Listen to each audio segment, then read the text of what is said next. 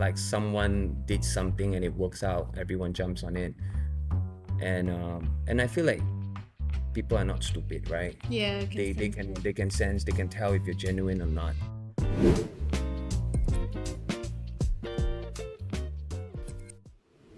Nigel, thank you so much for being on our podcast. My pleasure. I Good to be actually here. didn't expect you to really reply to our DM. Yeah, So many DMs. I actually reply to a lot of like my fans and our customers lah. That is Yeah. really, really good. So, how's your 2023A going? So far so good. So far so good. I mean, it's only been what, 10 days? 10 days ish around there. So far, it's so good. All right, Yeah. okay. Now, so Nigel, like we know you, I know you and all, but some of our audience are Mm. not really exposed to you. So could you just give a little bit, like, sikit introduction to yourself? I think you did a pretty good introduction because I think a lot of people know me from different places. Some people know me as a club MC, so probably that's one that you left out, but it's fine. Because I do a lot of things, right? I've been in the industry for 13 years. Yeah, 13 to 15 years, depending where you wanna start counting lah. So, so I've been a club MC. I have started my own brand, Negative, and also now Cap City. And I do TikTok. People now know me as TikToker as well, man of many hats. I'm a cap collector. Some people call me Abang Payung, Abang Topi. So really depends where you got to know me from. And I think you covered a few good ones. Like I was a rapper. I guess I'm still a rapper. It's just that I don't make music that much. Was part of Enam Belas Baris as well. What else do I do? You did a lot of things. A lot of things. Yeah, yeah, yeah. Yeah, man of many hats. I think that's how the whole name came about as well. Literally and, you know, indirectly I'm doing a lot of things. So a lot of people, just for those who don't know, man of many hats also mean that you wear different hats, play different roles. I'm a leader, I'm a brother, I'm a son, I don't know, whatever you call it lah, TikToker ke, influencer ke, right? I want to Yeah. ask you, Mm. just for my own, I want to know for myself, which club do you host at? Which club you MC at now currently? Oh man, not now. I used to. So now no more already. Now no more. Yeah, probably. I don't think the audience know these clubs anymore. But yeah, Okay, yeah. I thought I can like go and see you hosting for a bit. Just for my own pleasure, but it's okay, guys. Alright, okay. So Elijah, I want to ask you something, just really chill. You know how when girls go on dates, right? Yeah. And they go on a first date and the guy would be like, oh, ask the girl to take off her makeup and all. But if it's a guy, what's your opinion? If it's a guy who goes on a first date and the girl asks the guy to take off their hats on their first date? I don't mind. Not for me. I don't mind. But I don't know any guys who ask the girls to take off their makeup. But because you know when we think of caps, Right. some is for style, but some is like just to hide their hair. Like it's a Right, bad right. hair day. Right. You know. I'm pretty confident. I have a pretty cool. Same hairline. Yeah. Pretty good. I'm okay. I'm okay. So Okay, that's really nice to hear. Okay, now I also want to know. You can like maybe tell our audience a bit like you since you're a cap collector. Yeah. I'm sure you have a lot of hats. Do you like display them out in the open, or do you what's the way you store them? Like you fold like lipat them at the back, or how is it? okay, so my first video that got viral on TikTok was me counting my caps. And from that video, it was a very casual video of me really literally looking for my caps, counting them. And I actually store them in luggage bags. Oh, So I have like one luggage bag and one ice box. Don't ask me why is it an ice box. Well, I guess you keep it cold, okay. keep it fresh. But yeah, that's how I sort of store my caps. But Do you yeah, encourage people to store it that way? why not? Can Yeah. with icebox. Yeah. Okay. Or luggage bags if you have that many lah. So I have about more than 300 caps. Wow. But I kind of stopped counting because like we produce a lot of caps ourselves now. So for every cap we produce, I own one of them. So it's really getting out of hand lah. So right now it's kind of like company's cap, my cap. Everywhere. Okay, now let's just trace back a bit to the past, okay? Yeah. So like at first when you're starting your business, initially like very start, Mm. you're quite young. Yeah. And young. Very how- young. very young. Yeah. How did you adopt your way? Like who guided you? Like who bimbing you? Who hold your hand? Who was there for you to teach you all this? Of course there were my father was a huge pillar of support. But really, at the end of the day, you are alone on the field, running and learning and making mistakes. So it's not as glamorous as what people see. Um, a lot of mistakes you have to really just try lah. And Understand. so, and I guess I get a lot of guidance from just doing my own research, watching YouTubes, watching documentaries, learning from the greats, learning from people's failure, and just explore lah, basically.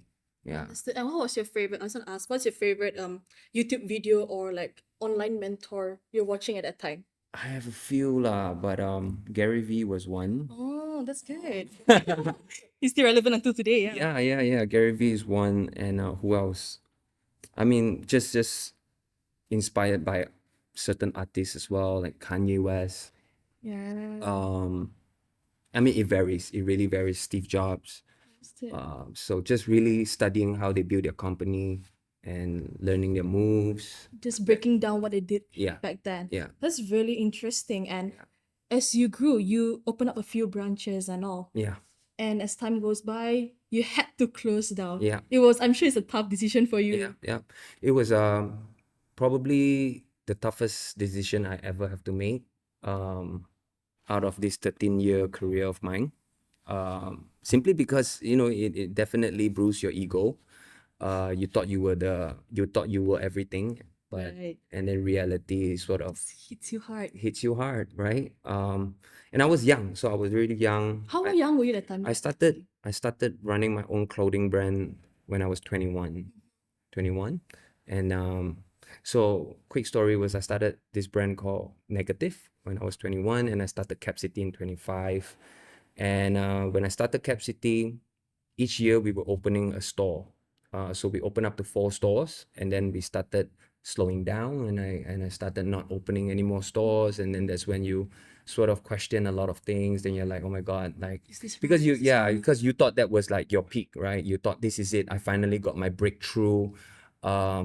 Everyone was clapping for you. Everyone was expecting more of you because you're doing well. Everyone said, oh, I always knew you could do it. I always knew you were the guy. And then, it feeds your ego, and you really think that's reality, and you start to slack.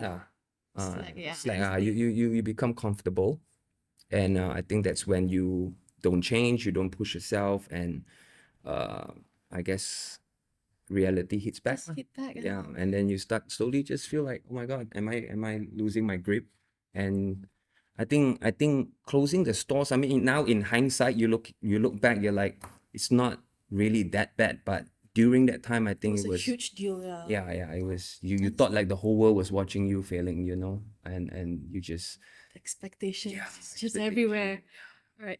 But I think what's the most important thing is that you're persistent in it. You did not give up. Yeah. And what was that turning point that said, okay, I'm not gonna close everything? Like what make you feel like I want to continue? Um, I guess so like we always say we want to chase our dream, and I feel like even the moment I started the business was my dream came true already, like now in hindsight I look back, my dream started when I started the brand. But during that time you always thought you had a bigger dream, and like you are chasing your dream, but the matter of fact is I was already living the dream, right? And when I had to close my stores down, it went from a sweet dream to a nightmare. And I think to your question, how did I not give up, was really I didn't want to live a nightmare lah, you know what I mean? So I held on to the dream and tried my best to So die pull through lah. that also you try to make your night, you wake up from a nightmare, it's like, oh my god, that was scary, and then you go back to sleep in hopes that it might change, right? it might change. So that's sort of like, I guess, the philosophy behind it. No, that's really good. So we act on fear more sometimes. Yeah. Okay, now for this next question, maybe we can payung a bit lah for us. Yeah. So what's the secret to your business? Like what did you do differently this time that make it a success? I think giving back and put more of attention on our customers instead of us. Understand. Yeah. And I think that's where our Payung Jumaat sort of started. It really started as a fun, silly, curious, out of curiosity. Me and my guy Liang, he has been with me for 9 years. So he's been with me through the whole ups and downs lah. So we say, hey, you know what happens? What do you think if we put a cap outside of our store? Do you think anyone would come? We just posted up on TikTok lah, and we said, yeah, why not? We got nothing to lose. So I think that was also one of the key points, right? That we had nothing to lose. So what if no one came? No one would know. You know what I mean? So what if we put up a video of us putting up a cap, and if no one came, is that we have nothing to Nothing. lose. It's the same thing only. Yeah. Yeah, we just bring back the cap lah kan. But what happened was someone came within 8 minutes after we posted the video, and that's when we realized the power of TikTok, and also just engaging with our customers and having fun. There's a And whole fun thing. yeah, and one thing led to another. We just got more and more people coming, and it became this whole phenomenal lah, where we give out our products every Friday. Alright, and talking about the jangan kata abang tak payung, jangan cakap apa tak payung. So, when you came up with this initiative, during that time, at what phase was your business going through? Like, was it like a solid situation or still rocky? Like, things were still Very rocky. very rocky. Very rocky. So we used to sell international brands in our store. And during that time when we started TikTok is when we transitioned to building a brand from Cap City as a store selling international brands to then to become a Cap City brand where we make our own caps. And most of our designs are localized lah. So we sell like state caps, designs that Malaysians can relate, right? So I think during that time when we started TikTok was really, even me starting TikTok was still in a very rocky situation, and for me it was all the more I need to try new things because hey, we're transitioning to this, we need to, I guess, let people know, you know, put up more content and let people know about us, and yeah, everything just sort of clicked. Wow. Huh. Yeah, the power of TikTok. Overnight, I think they say there's no overnight success, but with Nope. TikTok, there is overnight success, your views and all. That's something I've really seen. But again, like, this whole thing, it was like a gamble. Okay, let's just say if you put it, no one come, tak apa lah, tak ada orang ambil, we ambil balik. But let's just say it's an initiative every single time and people were coming, getting it free. Wouldn't you say it was like a 50-50 thing? They were also quite losing at the same time. Losing as in what sense? It's like you're just giving out free caps and all. No, I don't see it that way. I see you also in return you get a lot of views, you get a lot of love. So it's a trade lah. Yeah, everything is a trade, right? At the end of the day, and I mean, and also for the brand, just for your information, we don't do any boost ads, we don't do any paid ads basically. So everything is organic at this point. Everything is organic. Amazing. So yeah, I guess what you give, you get back. Really, it's a good But investment. of course, we didn't see it from the beginning like as if it was an investment that we hope that we get anything back, right? At the end of the day, we really, to the core, right, is to see how happy they are. I mean, I don't want to sound too cliche and like, well, but yeah, if you guys should join our Payung Jumaat one of these days, and you can get to feel the energy. I saw your Instagram, you were posting and they're like chasing you onto your car. It was crazy. I see it, so I get scared. Yeah. Like, I saw it. And like all these like followers of yours, this committee of yours, you call them the TCC Army. Yes. How did that come about? Like, is this inspired from BTS Army? Like, No, who gave that name? I am not gonna lie, when they started calling themselves the army, I felt a little cringe. I'm like, oh my god, that sounds like BTS Army, but over time I think we all got used to it lah. But So the fans named themselves the Army. yeah, Oh, they named themselves the army. that's really nice. That's amazing. Okay, now, so when starting on TikTok, when you start first, right? Because you say you wanted genuinity and all. Yeah. Would you ever thinking it'll be a business platform someday for you? No, at that time I don't think TikTok had live commerce at that time. So it was just purely content. And to me, again, it was such a rocky situation for us. Still, at that point, we felt like every view was precious to us. right? Every comment was precious to us. Anything that comes to us is a bonus. Seriously, at that point, if you have nothing to lose, when you're at the bottom, really, you can't go any lower anymore. 1 ringgit feels like the world to you, you Yeah. know, and you just appreciate everything lah. So, and also I feel like when you said TikTok can be an overnight success, I feel like that's not really true as well. Sure, TikTok sometimes does give like someone a lot of views overnight, but if the person doesn't Consistent, doesn't keep up with it. correct, Yeah. and if they don't adapt to trends or just how people communicate, how people uh, consume content, you might lose out as well. So for me, when I started, TikTok was I posted every day for 60 days, which isn't very long, but 60 days was a lot for me. Like every day, One like content a day. every at day. least. Yeah. Wow. Even then, some gurus will tell you it's not enough, but for us, we wanted to keep it genuine. At the same time, we didn't want to be too forceful. But we posted. Me and my guy Liang, we sat in front of the store every day, just trying to think of like what else can we. I mean, aside from just doing content and being so like shallow, I guess, like we also wanted to like tell our story, Understand. right? Which part of our story can we share with our audience now that we have eyeballs, now that we have people who are interested in the brand or in me? How can we engage and grow deeper connection with them? I think that was also the real purpose lah. True. Instead of just views. Exactly. And bear in mind, when I started the TikTok, I had like a few very young staff as well, and they were like, "Abang, this is not how you do TikTok. You need to dance. You need to do lip sync." At that The time, cringe one. yeah, lah. at that time, TikTok was still in that phase, and I said, I mean, the TikTok is up for me to, it's up to me to post whatever I want. And if it works, it works. You know, I don't have to follow trends. I don't have to do lip sync or dance. So we sort of went against the tide, lah, you know, went against the wave. And really, at the end of the day, it's how you do things differently. Yeah. So we really put in the work. And like, I think like, whatever followers and views that we have today, we really work for it. All right.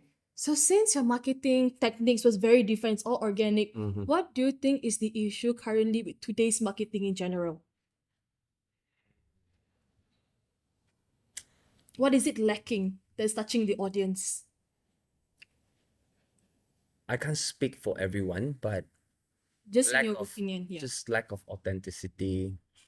They're following trends. They don't mean what they say.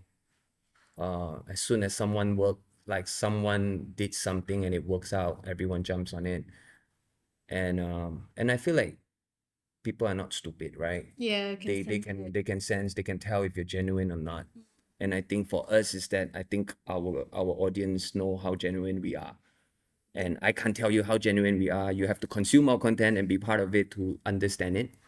So I think, yeah, marketing these days are just all about me, and it's not about them. Understand. And I feel like the only reason why our audience love us is because we love them. That's really, really powerful, very strong. Yeah, Think because about the audience first. it's easier for the audience to love a brand if a brand loves them, right? True. And I think for most people, they think of money first. They think of transactions. So here's a very funny story. We have a Singapore customer.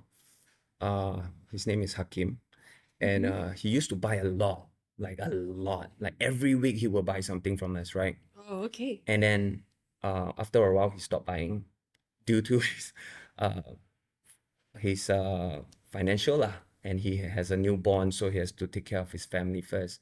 So the other day I thought of him, so I texted him. I said, "Hey Hakim, what's up? You know, where have you been?" He said, "Hey bro, I feel so bad. I feel so sorry because I haven't been joining your live. I haven't been buying anything. So I also don't dare to text you." I said, "Bro, come on, like, I mean, I was partially hurt, right? Because I'm like, bro, Like you generally cared for yeah, him, like and like it's just like wow. at the end of the day, I told him, I said, it wasn't the transaction that made the relationship. It was really the relationship, right?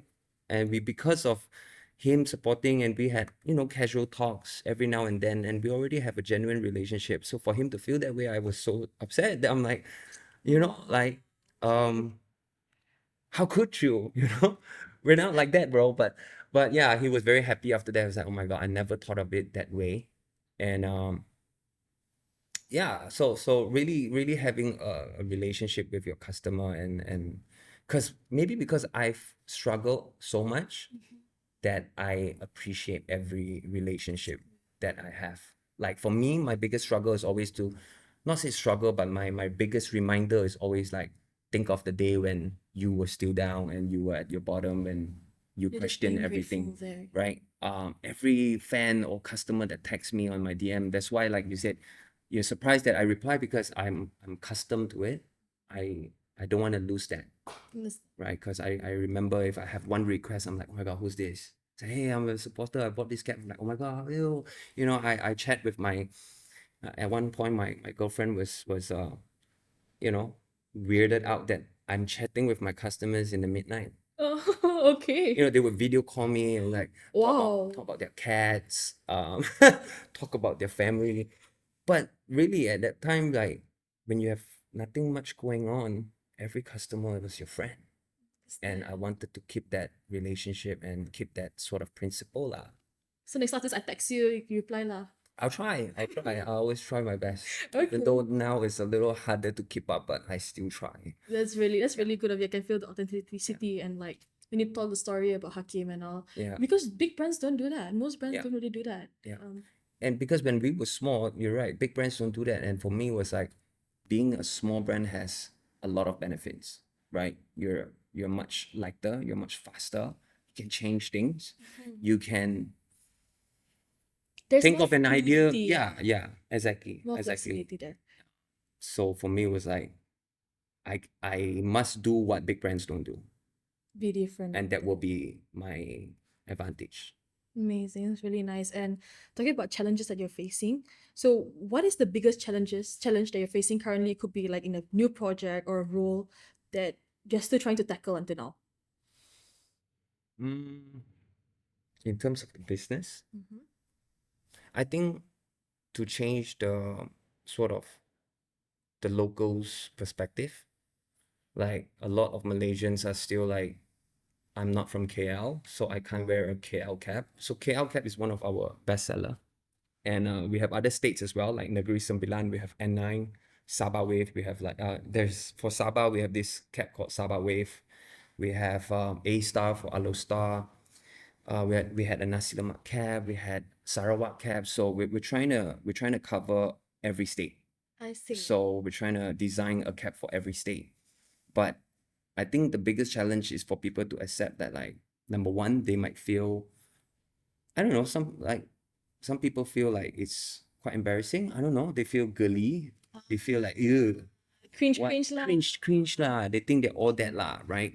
And they say, oh, I'm not from KL, so it's like if you ever wear a KL cap, they will question, hey, From KL, man? Mary, you from KL, man? Yeah, I've wear KL cap But before. Yeah. if we see anyone on the streets wearing a NY cap, a New York cap, nobody questions it. So what our biggest goal here is, if we can sort of offer, I want to say change their mindset, offer a different perspective to the locals to say, hey, what about this? Have you ever thought of this? And then they'd be like, all right, that's true. Why am I so embarrassed wearing a JB cap if I'm not from JB, but I can wear a New York cap, right? Yeah. You've never been to New York. You don't even know where is it. And what's the love with New York? Exactly. Then you need to sort of make them question, like, why do you even wear a New York cap? Is it because everyone's wearing one? And then you sort of just ask genuine questions and let them sort of like find the answer. And so I think our biggest goal is sort of like offer, Bring it to the locals. make bring new perspective, bring new designs, new products for them to sort of experience. Nice, that's good. Yeah. And that's why, like, I'm wearing this cap. This is, New York. I'm not from New York. So yeah, it's and also, like, as a kid or when we were younger, we always feel like going to America was everything, right? US is everything. New York is the mecca, like it's the place to be. But through this design and through this campaign or whatever you call it, like, we just really want people to embrace our own roots Yeah. and where they're from. And I feel like it comes with age. Maybe as I grow older, I embrace our own roots more and more, That is true. and the more people come to me and say like, oh, you tak ada New York cap ke? Oh, I nak NY sahaja, I tak pakai KL, ni. I feel like it gives me more purpose to really sort of offer this perspective to them lah. It's a fresher perspective. Yeah. I think when more people start wearing it, it becomes normalized. Yes. It becomes a trend after that. Then more will be like, okay, feel happier. There was this video I saw, I think it was Kanye who said it. He said if you're wearing like a singlet and a shorts, really short pants, running on the street, you look like a orang gila. Yeah. But if you have 100 people running together, it becomes a Marathon-ish. It's trend. Yeah. it becomes a marathon. Yeah. So it's that lah. Same thing. I think the challenge it's gonna be quite a challenge. Wow. It's gonna be quite a journey for you. Yeah. Now, one more last thing I want to ask you. This is not for me, it's for our audience. Okay. And since you start off very young, what is one piece of advice you can give to the young people out there who has this entrepreneurial spirit? Decide if you want to pay the price. It's like going on shopping. Everything has a price there. And I feel like the moment you decide to pay the price, then you will come to terms with everything that comes with it. Wow. Yeah, I think for the younger generation who wants to start their own business and be an entrepreneur is that they just want everything that's gold, everything that's shiny. But there comes with a whole lot of other things as well. So if you look at this pair of shoes, if it's 1,000 ringgit, if it costs you a bomb, are you willing to pay for it? And just know that this journey will cost you a lot. It will cost you your mental health. It will cost you your relationships with your family, probably your partners. It will cost your friendships. You have to commit a lot of time into it as well, and you might have to sacrifice a lot. So as soon as you understood the price, then jump on it, make the purchase. And would you say it's a satisfying decision that you did? Are you satisfied with the decision? Yes, definitely. And I'm not saying this because we have somewhat achieved little success, but even without the little success that we have today, I would still tell you I enjoy every bit of it. And that's one thing that I think most people find it difficult to accept, which is to enjoy the struggle. Like how one is struggle, one is enjoy. Is too far end of the spectrum. How do I even enjoy struggles, right? And that is for you to find out and to figure it out. Amazing. Okay, hopefully our audience can take some insight for this. And that's it. Thank you so much, Nigel. Thank you very much. I would say this was actually one of the most fun podcasts. It's very insightful. I feel very chill and relaxed. It's really, really fun. And we really appreciate you joining us and But before being a that, guest on our show. Oh, what do we have? before that, seperti biasalah, jangan cakap abang Abang tak payah. Thank you so much, Nigel. Amazing.